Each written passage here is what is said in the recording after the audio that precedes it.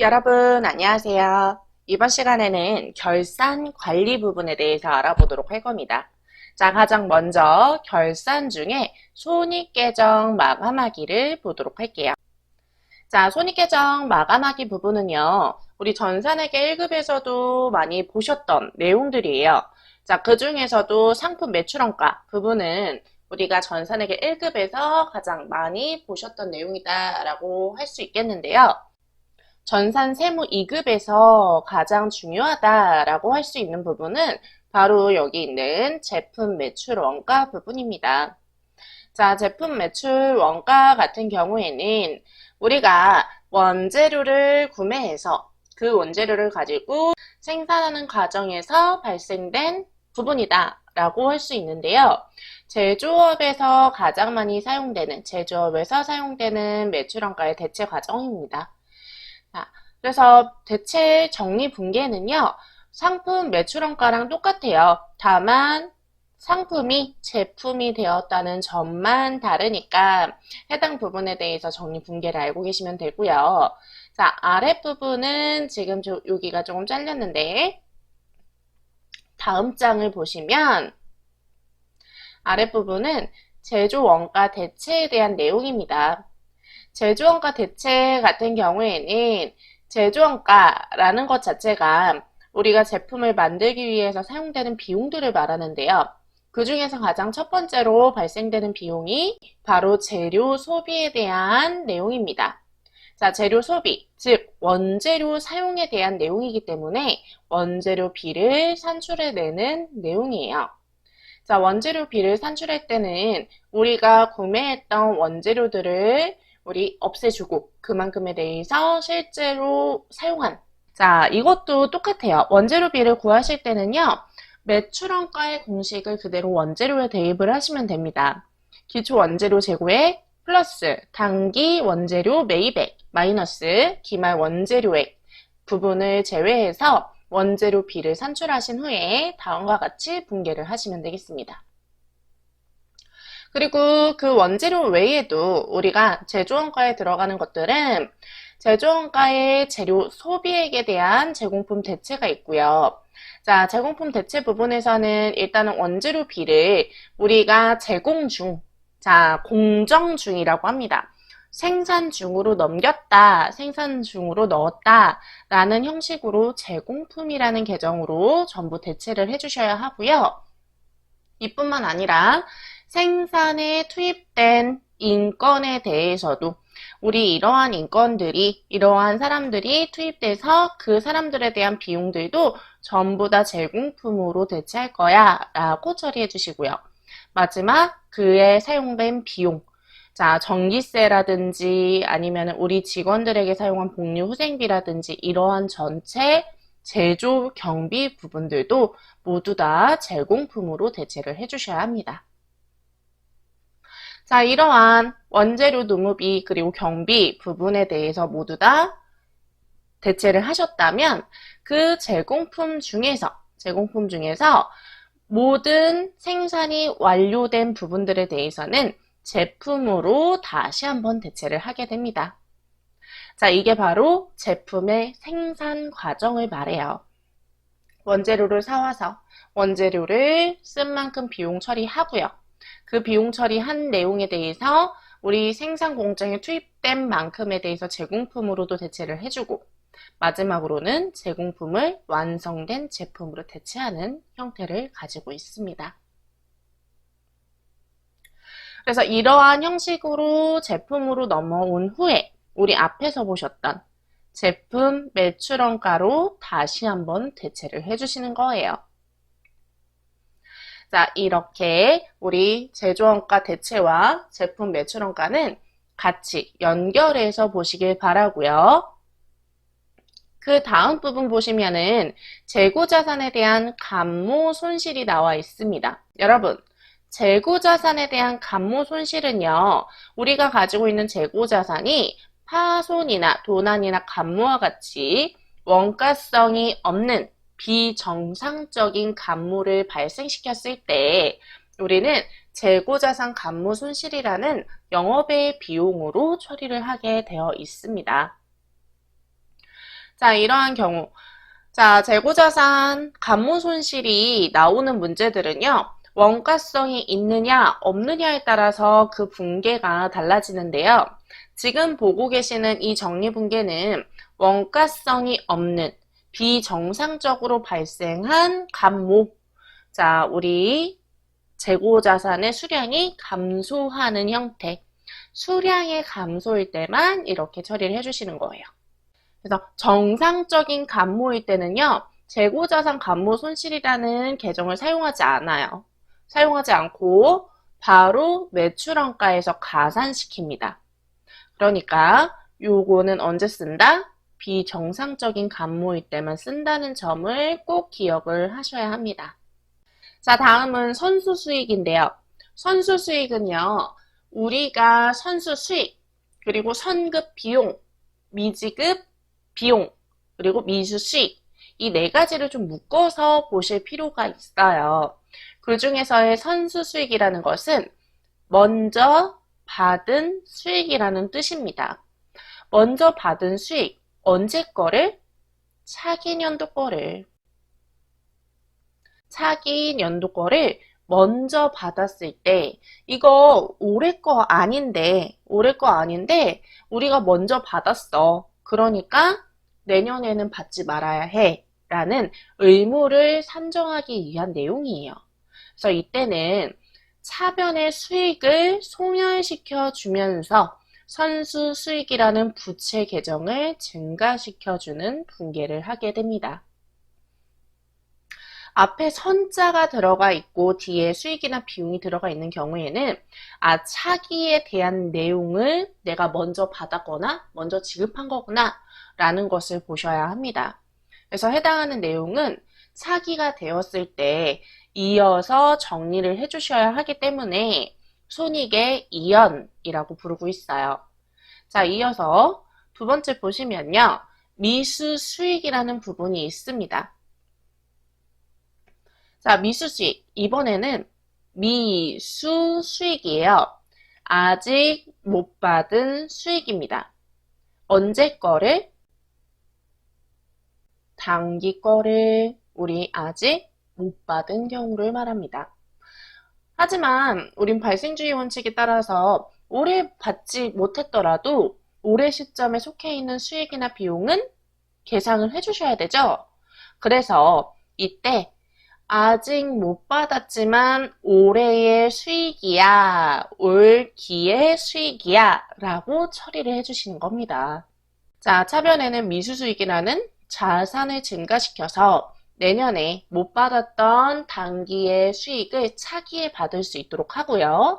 그리고 대변에는 단기 수익이라는 부분을 발생시켜서 원래 우리 이거 단기에 받았어야 하는 건데 일단 수익 발생만 시켜서 적용할게 라고 반영을 시켜주시는 거예요. 이와 같이 앞에 미자가 들어가는 부분, 미가 들어가는 것은 단기에 못 받은 것, 단기에 지급하지 못한 것들을 뜻하는 부분이에요. 그래서 이러한 부분은 차기에 못 받았던 부분, 못 지급했던 부분들을 적용할 것을 예상하기 때문에 수익 비용, 손익의 예상이다 라고 부르기도 합니다. 자, 그 바로 아래 보시면 바로 미지급 비용이 나오죠. 이번에도 마찬가지로 미지급입니다. 자, 미지급이니까 우리 단기에 지급했어야 하는 비용을 아직 지급하지 못한 거예요. 그렇다면 이럴 때도 차변의 비용으로 단기의 비용이야 라고 처리를 한번 해주시고 그 다음에 대변에 미지급 비용이라는 부채를 증가시켜 주시면 되겠습니다. 아까 보셨던 선수 수익과 반대되는 내용이죠. 선급 비용이에요. 선급 비용은 먼저 지급한 비용입니다. 언제 거? 차기 거. 차기에 대한 내용을 먼저 지급했으니까 우리는 더 이상 더 지급할 필요가 없죠. 그래서 먼저 지급했으니 우리 더 지급할 필요 없는 자산이야 라고 처리를 해주시면 되고요. 대변에는 근데 이거 올해 건 아니니까 올해 비용에서는 사라져 라고 소멸 처리를 해주시는 거예요. 자, 네 가지 우리 선급, 선수, 그리고 미수, 미지급, 수익, 비용 부분 반드시 기억을 해주셔야 합니다. 꼭 중요한 내용이에요. 한 문제 정도씩은 매번 나오는 추세니까 꼭 알고 계시는 게 좋겠죠. 자, 다음은 소모품비예요. 소모품비 부분은 우리가 수익 비용 부분으로 볼 수도 있고 자산 부채 정리라고 볼 수도 있는 내용인데요. 자, 소모품비라는 것은 우리가 결산 시에 소모품을 사용하지 않은 만큼에 대해서 차기에 또 사용할 수 있도록 이월하게끔 소모품이라는 자산 계정으로 바꿔주는 과정을 말합니다. 자, 이때는 우리가 소모품 B라는 비용 계정으로 사용을 하고 있었다라고 한다면 다음과 같은 붕괴를 처리를 해주시면 되고요. 만약 소모품이라는 자산 계정으로 계속 사용을 하고 있었다면 이 경우에는 사용한 만큼에 대해서 소모품 B라는 비용으로 발생을 시켜줘야 합니다. 그래서 우리가 비용으로 처리했는지 자산으로 처리했는지에 따라서 그 붕괴가 반대로 바뀔 수도 있다는 점을 꼭 기억을 해주시길 바랍니다. 자, 다음 부분을 보도록 할게요. 다음은 결산에 대한 프로세스 부분입니다. 결산 프로세스는요, 가장 기본적으로는 결산에 대한 정리사항들을 먼저 정리, 요약을 하시는 게 우선이겠죠. 이때 결산에 대한 정리, 요약이라는 것은 우리 회사에 속해 있는 부분들만 정리하는 건데요. 대부분 우리 자격증 시험, 전산 세무 시험에서는 수익 비용의 이연 부분을 정리하는 과정이 많이 출제가 되고 있고요. 그 외에 우리 외환에 대한 차익이 발생했을 때 또는 차손이 발생했을 때의 결산 시의 평가 정리 부분, 단기 매매 증권의 평가 정리 등에 대한 내용들이 많이 출제가 되고 있습니다. 자, 이러한 결산 정리 사항은 뒤에서 다시 한번 말씀을 드릴 거고요. 자, 제일 먼저 이러한 부분들이 우리에게 어떠한 것들이 속하는지를 1차적으로 선택을 하시고 결산 정리 요약을 하신 후에 그 다음에 일반 전표 입력에 수기로 입력해야 하는 우리 프로그램에서 자동으로 반영시켜주지 못하는 부분들을 직접 붕괴를 해주셔야 합니다. 이때는 결산 자료 입력에 입력 대상 자료 이외의 사항에 대해서 정리해야 된다라고 나와 있습니다. 자, 이 결산 자료 입력 사항에 대한 이외 결산 정리 붕괴는 뒤에서 다시 한번 정리해 드리도록 할게요. 자, 그리고 우리가 수동 결산을 전부 다 끝냈다면 자동으로 반영될 수 있는 결산 자료 입력에 입력하는 과정이 남아 있습니다. 자, 결산 자료 입력에서는요, 가장 중요한 매출원가를 산출할 수 있도록 기말 재고를 입력할 수 있고요. 그리고 각 매출채권 또는 기타 매출채권 아닌 비매출채권에 대한 상각비를 계산할 수 있고, 감가상각이 가능한 유형자산의 감가상각비를 반영하고, 이때 이 감가상각비 같은 경우에는 우리가 제조 경비에 관련해서 사용한 건지 아니면 판매비와 관리비에 관련해서 사용한 건지를 분리해서 넣을 수 있도록 되어 있습니다. 그 외에도 퇴직급여 그리고 준비금, 법인세 등을 입력하실 수 있고요. 입력 후에는 추가를 눌러 주셔야지만 전표에 반영이 되면서 재무제표까지 가져올 수 있게 되어 있습니다. 자, 우리는 이 결산자료 입력이라는 과정에서 기말 재고를 입력해서 매출원가를 산출했기 때문에 그 매출원가를 통해서 우리는 원가를 확정할 수 있는데요. 자, 이 원가 확정 과정에서는 가장 첫 번째 재무제표로 보여지는 것이 바로 제조원가 명세서입니다. 제조원가 명세서는요, 우리가 가장 첫 번째로 확인을 해주시는 게 좋아요. 왜냐하면 아까 우리 제조원가에 대한 분계를 잠깐 보셨잖아요. 분계를 보시면서 제가 제품에 대한 생산 과정이다 라고 말씀을 드렸어요. 그 제품에 대한 생산 과정을 어떠한 것들이 들어갔다라는 것을 상세로 보여주는 것이 제조원가 명세서이기 때문에 우리가 제조원가 명세서를 먼저 보셔야지만 원재료가 얼만큼이 투입이 됐고 그리고 노무비는 얼마나 들었고 경비는 얼만큼 들어서 우리가 제품 제조원가를 구했구나 라는 걸 확인하실 수 있어요. 이때 이렇게 구해진 제품 제조원가라는 부분은 상품으로 따지면 단기 상품 매입액이랑 똑같습니다. 그래서 그 단기 제품 제조원가라는 것을 가지고 제품 매출원가를 산출하게 돼요. 근데 이 제품 매출원가는 우리 어디에서 산출할 수 있죠? 바로 손익계산서에서 산출할 수 있습니다. 그렇기 때문에 제조원가 명세서를 먼저 보지 않으신다면 우리가 제품 매출원가를 어떻게 산출했는지를 확인하기가 힘들겠죠.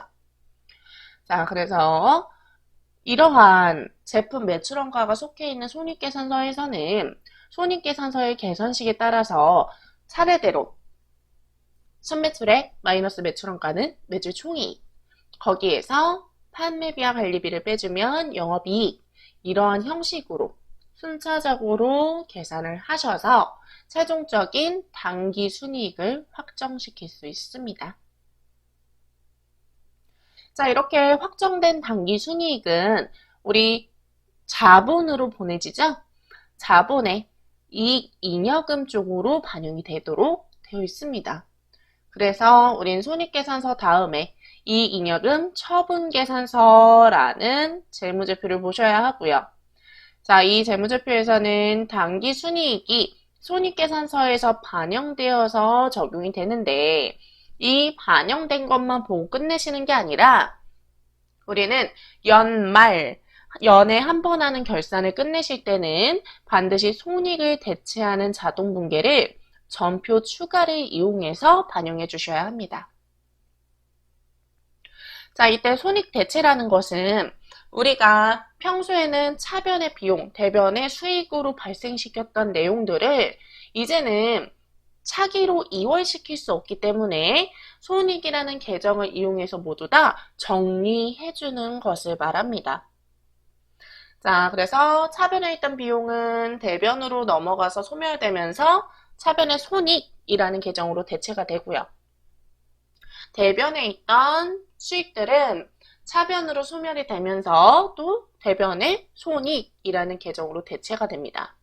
그래서 이 두 개의 손익의 차를 보고 우리는 단기 순이익과 동일하다는 점을 다시 한번 보실 수 있게 되겠죠. 자, 이렇게 모든 정리가 끝나고 손익 대체까지 모두 다 끝났다면 마지막으로는 재무상태표를 확인해 주시면 됩니다. 자, 재무상태표에서는요, 손익계산서에서 반영됐던 단기 순이익을 가지고 우리 이익잉여금에 반영했기 때문에 자본 부분에서 이익잉여금 부분에 단기 순이익을 함께 확인하실 수 있고요. 자, 이러한 과정들이 전부 다 올바른 순서대로 적용이 되었다면 우리는 정확한 결산을 확인하실 수 있을 겁니다. 자, 이때 만약 지금 보셨던 이 순서대로 보지 않는다면 순서대로 작업해야 되는 화면에 에러 박스가 표시가 되게 되겠죠. 그렇죠? 순서대로 하지 않았을 경우에는 에러 박스가 나타납니다. 대차 차익이 발생한다 라든지 아니면 금액이 맞지 않는다든지 이러한 오류가 발생할 수 있으니까 반드시 제조원가 명세서, 손익계산서, 이익잉여금 처분계산서, 그 다음에 마지막으로 재무상태표 순으로 적용을 해주시길 바랄게요. 자, 이러한 우리 결산 순서를 한번 보셨고요. 이 순서는 우리가 결산 처리를 하신 후에는 반드시 잊지 않고 이 형식으로 꼭 조회를 해주셔야 하고요. 다음을 보시면 우리가 수동결산으로 할 수 있는 내용과 자동결산으로 할 수 있는 내용이 나와 있습니다.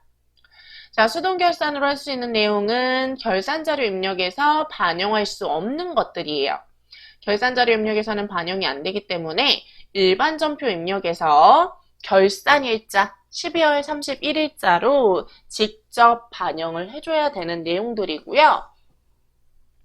자, 이 중에 가장 대표적인 것들은 우리 성급 비용 선수 수익, 그리고 미지급 비용, 미수 수익 부분입니다. 수익 비용에 대한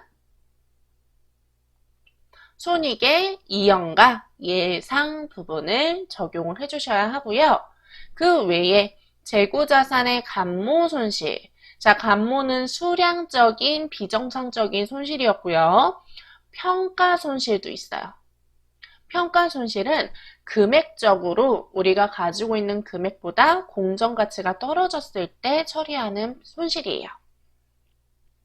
그리고 아까 보셨던 소모품 B에 대한 적절한 계상, 그리고 비유동부채에 대한 유동성 대체도 있습니다. 여러분, 비유동부채 유동성 대체 부분은 우리 전산회계 부분에서 보셨던 내용인데요.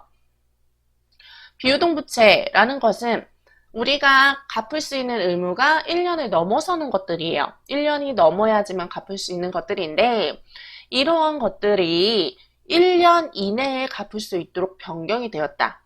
기수가 바뀌게 되면 그만큼 우리가 갚을 수 있는 기간도 짧아지게 되기 때문에 바뀌게 되겠죠. 1년 이내에 갚을 수 있는 상황이 될 수도 있잖아요. 이렇게 된다면 비유동 부채를 유동성 장기 부채 부분으로 변경해서 단기에 갚을 수 있도록, 유동부채처럼 갚을 수 있도록 정리를 해주셔야 합니다. 유동부채처럼 갚을 수 있도록, 유동부채처럼 처리할 수 있도록 정리를 해주셔야 합니다. 자, 그리고 가지급금과 가수금을 정리하기도 하죠. 자, 임시로 지급한 돈, 임시로 받았던 돈에 대해서 우리 끝까지 정리가 안 된다면 잡손실, 잡이익으로 처리해 주셔야겠죠?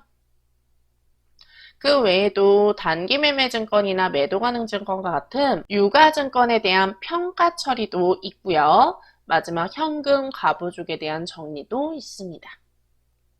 대부분의 결산은요, 전산액의 1급과 비슷합니다. 조금 더 추가되는 부분이 있다면 외화에 대한 자산이나 부채에 대해서 우리가 가지고 있는 장부에 대한 금액과 장부의 금액과 그리고 지금 현재 결산 시에 반영해야 되는 금액의 차이를 보고 우리는 외화 환산 이익, 외화 환산 손실을 계산하는 부분도 포함이 되겠습니다. 자, 수동으로 하는 결산들 잘 보시고요. 다음은 자동결산 부분입니다. 자동결산은 반드시 수동결산을 전부 다 정리하신 후에 진행을 하셔야 맞고요. 자, 자동결산에서는 결산자료 입력이라는 메뉴상에서 금액만 넣으시면 전표 추가를 클릭했을 때 자동으로 붕괴를 만들어주는 형태죠. 자, 자동결산은 앞에서 보셨던 것처럼 기말 재고액을 입력하고 그리고 퇴직급여 충당 부채에 대해서 추가로 설정할 수 있고 감가상각비를 반영할 수 있고요. 무형자산이 있다면 무형자산의 상각비도 계산하실 수도 있고 대손 충당금도 추가 설정할 수 있죠. 대손 상각비 부분을 이용해서 설정을 하실 수 있고 법인세를 입력하실 수도 있습니다. 자동결산은 반드시 수동결산 다음에 한다는 점을 꼭 기억을 하시면서 이 부분은 정리를 하도록 하겠습니다. 자, 오늘은요. 손익계정, 수익, 비용 계정에 대한 결산 마감 처리를 같이 보셨고요. 다음 시간에는 자산과 부채에 대한 마감 정리를 한번 해보도록 할 겁니다. 자, 자산 부채 정리 과정에서는 추가적으로 하나의 메뉴를 더 보실 텐데요. 이 부분은 우리 전산회계 1급에서도 보셨던 고정자산 등록이에요. 그래서 이 부분까지는 다음 시간에 같이 확인을 해보도록 하겠습니다. 자, 오늘 보셨던 결산 정리상, 특히 수동결산에 관련되어 있는 분계들 다시 한번 복습하시길 바라고요. 다음 시간에 자산과 부채 계정에 대한 마감하기 부분에서 다시 뵙는 걸로 하겠습니다. 오늘도 고생 많으셨고요. 다음 시간에 뵙도록 하겠습니다. 감사합니다.